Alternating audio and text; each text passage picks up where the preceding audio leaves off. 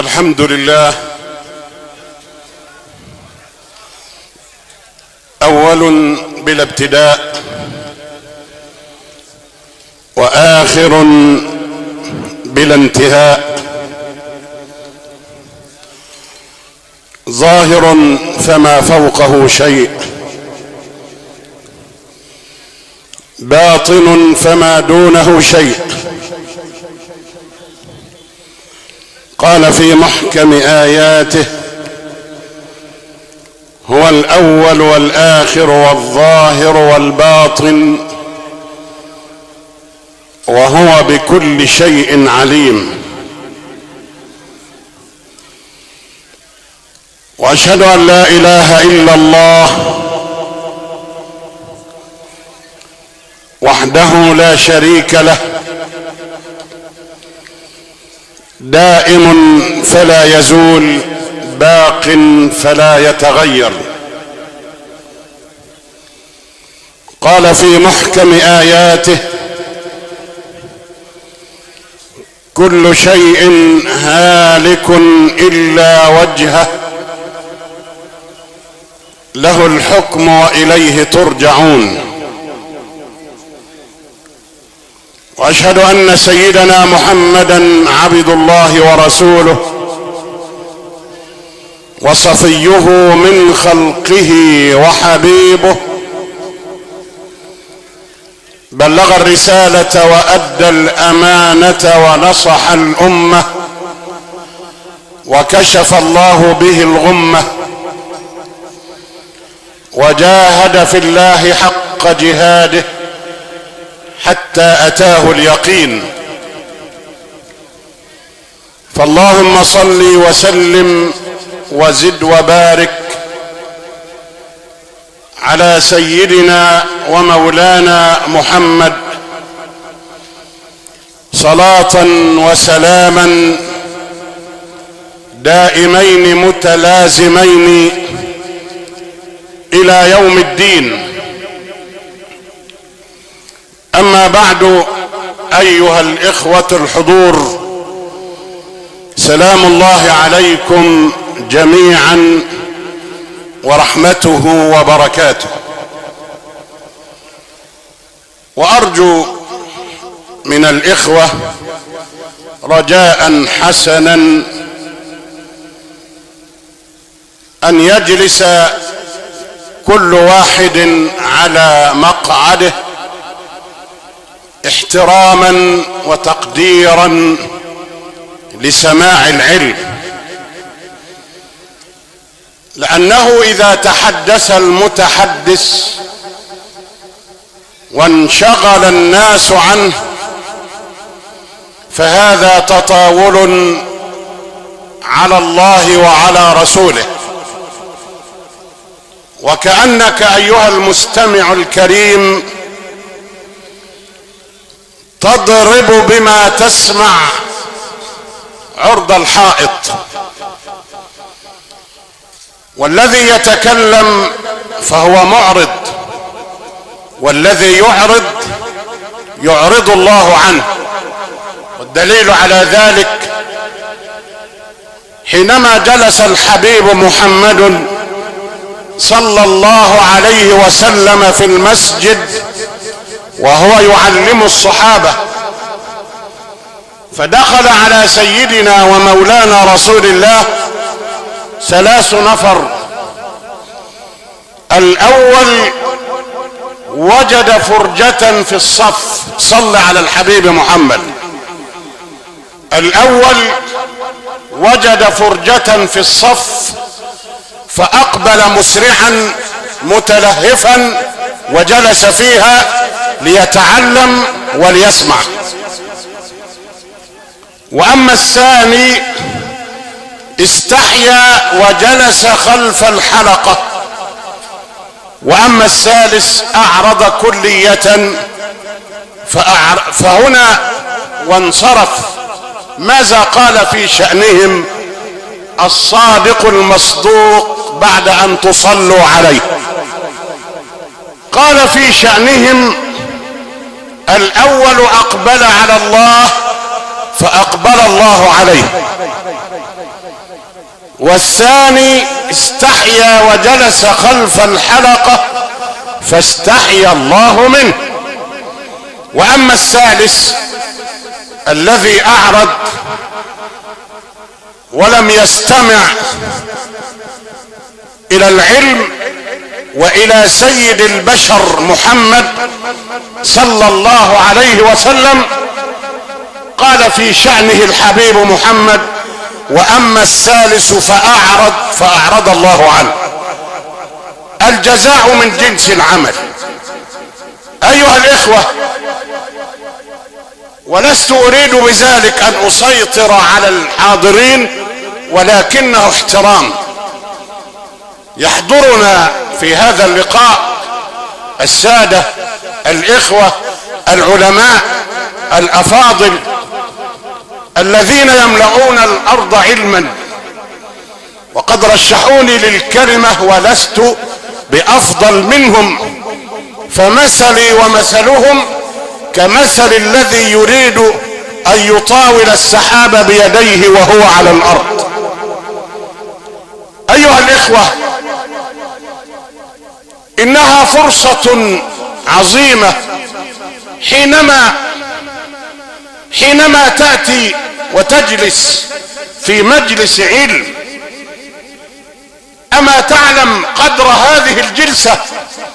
استمع الى حبيبك محمد صلى الله عليه وسلم وهو يقول: ما من قوم يجتمعون في بيت من بيوت الله ثم يتلون كتاب الله ويتدارسونه فيما بينهم إلا أنزلت عليهم السكينة وحفتهم الملائكة وغشيتهم الرحمة.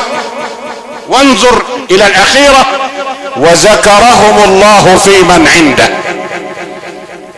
4 عطاءات من الله لك أيها المستمع إلى درس العلم، وأيها الجالس في مجالس الذكر. لله ملائكة طوافون في الأرض يطوفون، فإذا وجدوا مجلس ذكر جلسوا فيه إلى آخر الحديث. ولسنا جميعا أفضل من سيدنا موسى عليه السلام حينما أمره الله أن يذهب إلى العبد الصالح لكي يتعلم. صل على حبيبك محمد. وموسى نبي، وموسى كليم الله، وموسى مصطفى، يأمره الله أن يذهب إلى العبد الصالح كما ورد في سورة الكهف. لم يتكبر. العلم يضيع بين الكبر والحياء. وحد الله واسعه. ماذا فعل سيدنا موسى بعد ان تصلي على حبيبك محمد؟ اخذ العهد على نفسه واحضر سمكة الحوت واحضر غلامه. واذ قال موسى لفتاه: لا ابرح حتى ابلغ مجمع البحرين او امضي حقبا. فلما بلغ مجمع بينهما نسي حوتهما فاتخذ سبيله في البحر سربا. فلما جاوزا قال لفتاه: آتنا غداءنا لقد لقينا من سفرنا هذا نصبا. قال: أرأيت إذ أوينا إلى الصخرة فإني نسيت الحوت وما أنسانيه إلا الشيطان أن أذكره واتخذ سبيله في البحر عجبا. الآيات دي عايزة تفسير والمقام لا يتسع. المهم ان سيدنا موسى اعد العدة ومشى، قال بعض علماء التفسير مشى على قدميه حتى تورمت، وجلس وهو مصمم على ان يتعلم وان ينفذ امر الله. ذلك ومن يعظم شعائر الله فانها من تقوى القلوب. انظر الى الحوار بعد ان تصلي على حبيبك محمد. وجد سيدنا الخضر فوقف امامه سيدنا موسى. ما تكبرش، ما عملش بقى ان هو يعني راجل عنده فدادين او له منصب كبير او عضو هنا او هناك. لا يا اخي، العلم يريد منا التواضع. تواضع تكن كالنجم لاح لناظر على صفحات الماء وهو رفيع، ولا تك كالدخان يعلو بنفسه الى طبقات الجو وهو وضيع. سيدنا موسى بيقول له ايه؟ ما توحد كده، وحدوا الله. سيدنا موسى بيقول له ايه؟ وهل في اللغة العربية تفيد الملاطفة. هل اتبعك على ان تعلمني مما علمت رشدا؟ شوف رد عليه وقال له ايه؟ قال انك لن تستطيع معي صبرا، وكيف تصبر على ما لم تحط به خبرا. اظن لو واحد قال لك كده ده احنا بنبوس دماغ الناس عشان يسمعونا. لا يا اخي، اتعلم من الانبياء، اتعلم من سيدك محمد، اتعلم التواضع، اتعلم التواضع عشان تتعلم. شكوت الى وكيع سوء حفظي فارشدني الى ترك المعاصي، واخبرني بان العلم نور ونور الله لا يهدى لعاصي. هل اتبعك على ان تعلمني مما علمت رشدا؟ قال انك لن تستطيع معي صبرا، وكيف تصبر على ما لم تحط به خبرا. قال له ايه؟ قال ستجدني ان شاء الله صابرا ولا اعصي لك امرا. يبقى طالب العلم لازم يتوفر فيه 3 شروط. الشرط الاول التواضع، هل اتبعك على ان تعلمني مما علمت رشدا. الشرط الثاني الصبر، ستجدني ان شاء الله ايه؟ صابرة. الشرط الثالث طاعة الاوامر ولا اعصي لك امرا. اذا توافرت فيك هذا الشروط فستتعلم ان شاء الله، وحينما تتعلم يرفع الله الذين امنوا منكم والذين اوتوا العلم درجات. يا ايها العالم المرضي سيرته ابشر فانت بغير الماء ريان، ويا اخ الجهل لو اصبحت في لجج فانت ما بينها لا شك ظمآن، وكل كسر فان الله يجبره وليس لكسر قناة الدين جبران. يا خادم الجسم كم تسعى لخدمته، اتطلب الربح مما فيه خسران. اقبل على النفس واستكمل فضائلها بايه؟ بالعلم. واستكمل فضائلها فانت بالنفس لا بالجسم انسان. ايها السادة، ايها الناس، لابد ان تمحى هذه الظاهرة. زاحم العلماء بركبتيك وتعلم منهم. لست انت افضل من الانبياء، والانسان طوال حياته يتعلم لكي يرتقي الى الله، لكي يرتقي الى الله. بل فخر الا لاهل العلم انهم على الهدى لمن استهدى ادلاء، ففز بعلم تعش حيا به ابدا. الناس موتى واهل العلم احياء، وقدر كل امرئ ما كان يحسنه، والجاهلون لاهل العلم اعداء. ويكفيك ايها العالم انك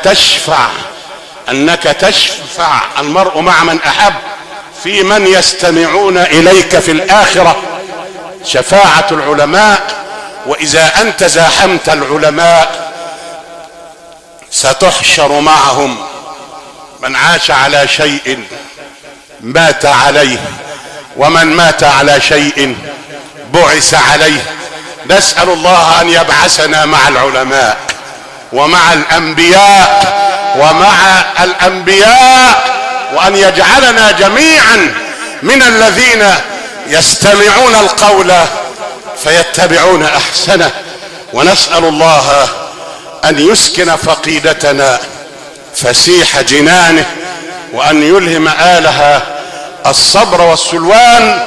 اللهم اجعل ليلتها هذه خير لياليها يا رب العالمين. اجعل قبرها روضة من رياض الجنة، باعد بينها وبين النار كما باعدت بين المشرق والمغرب. انقلها من ضيق اللحود ومن مراتع الدود إلى جناتك جنات الخلود، في سدر مخضود وطلح منضود وظل ممدود وماء مسكوب وفاكهة كثيرة لا مقطوعة ولا ممنوعة. واحشرها مع النبيين والصديقين والشهداء والصالحين حتى تبعثها آمنة مطمئنة يوم القيامة يا رب العالمين، فإنك بالإجابة جدير وعلى كل شيء قدير.